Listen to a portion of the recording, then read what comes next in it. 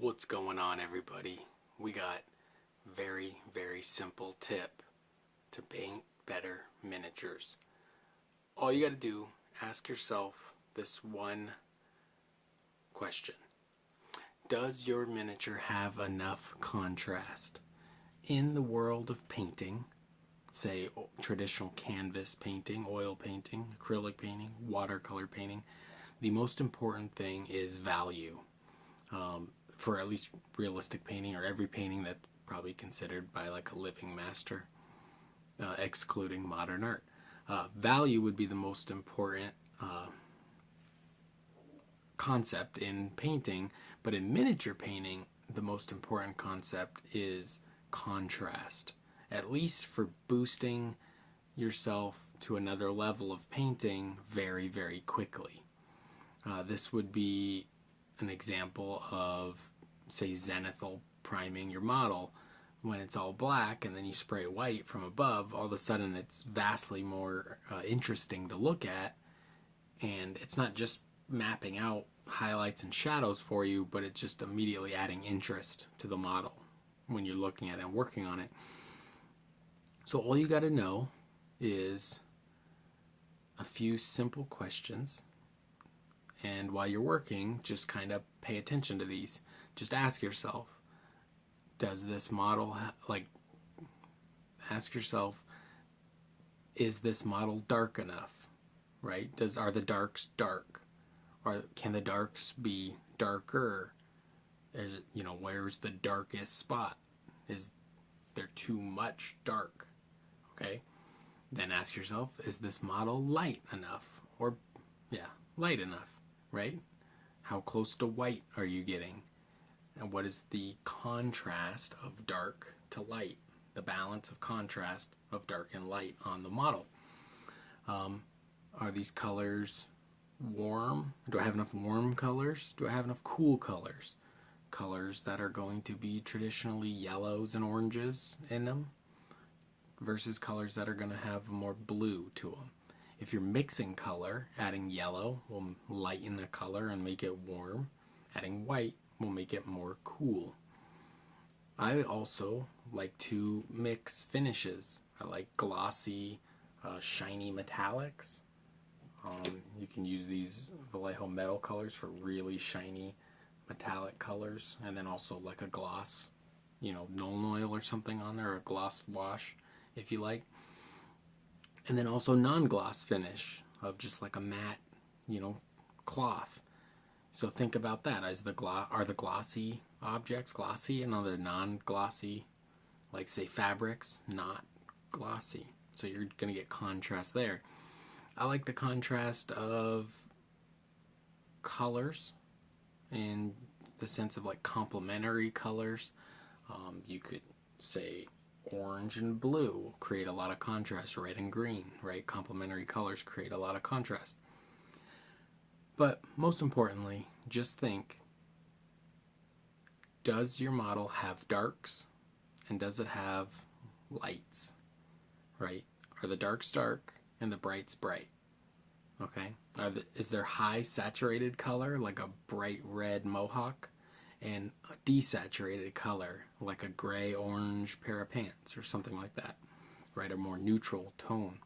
All these things create interest, and the more contrast you can achieve on your miniature, the more somebody will stop when they walk by, say, the table and they're judging a painting competition or best painted army. And that's what gets people to stop, because contrast is what you're going to see from far away. That's the reason. Take your favorite,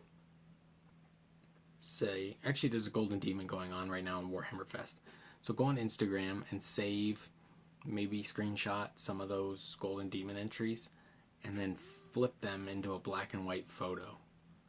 And just look. There's probably, I'm going to bet, they have some probably very dark darks all the way up. Say on a scale of 10 values, black to white. I would bet some money on that. Also, you can pick your favorite painting, flip it to, switch it to black and white, and you will see it's got darks, it's got lights. And then contrast carries over to different kinds of brush strokes and so on and so forth. But all you got to think about is contrast and making it pop. I think this is a good way to practice while you're painting. You know, if you focus on this while you're painting, am I creating enough contrast? Am I creating enough contrast? Just write contrast like up on your wall or something, or reminder in your phone. Every night at 7 o'clock, your phone just bing, contrast, right? And then you read it, and then you go, oh, I usually paint from 7 to 9. I better focus on, contrast. And it's just, it makes your painting, you're going to get better much, much faster, because you're going to start picking colors better. You're going to start picking values of colors better. You're going to start thinking about finishes on things like, is the shirt just green paint or is it a green shirt, right? And you might try to do things to achieve that. Is your highlight bright enough? Is your shadow dark enough? Is your deep, deep shadows of where two things overlap dark enough, And those create like a pop, right? You might hear that described as like a pop color.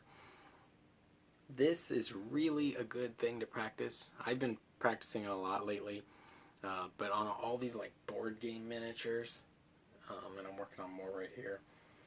It's really, really good to practice on board game miniatures, because usually you don't have to do more than maybe 1 to 6 of the same thing, and they don't have to match each other that much. As long as you painted all of them, they're all going to match, and then if you base them the same.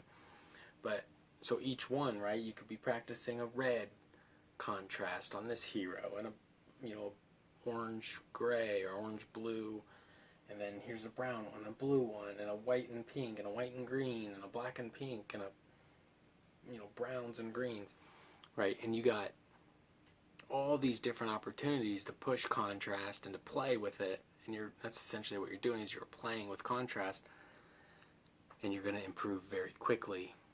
It will be hard to apply this to Warhammer armies.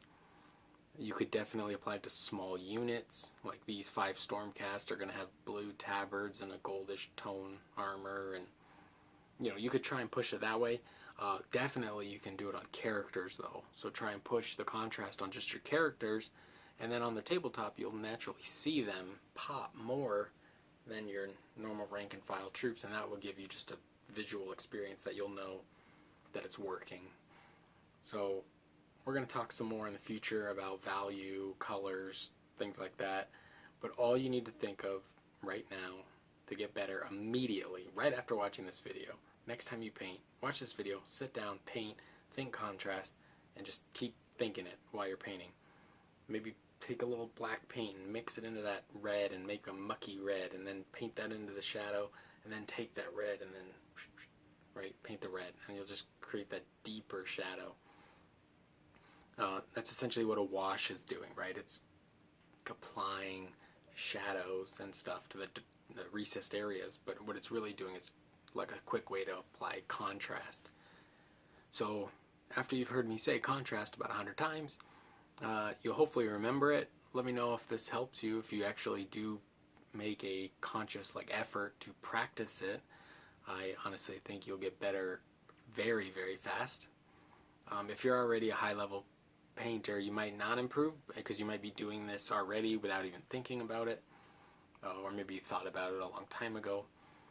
This is why something like a black and white, a charcoal drawing can be incredible, because of the contrast of values, right? And then a masterpiece painting, a contrast of value, color, brushstroke, composition, whatever. So take that, enjoy, contrast, contrast, contrast.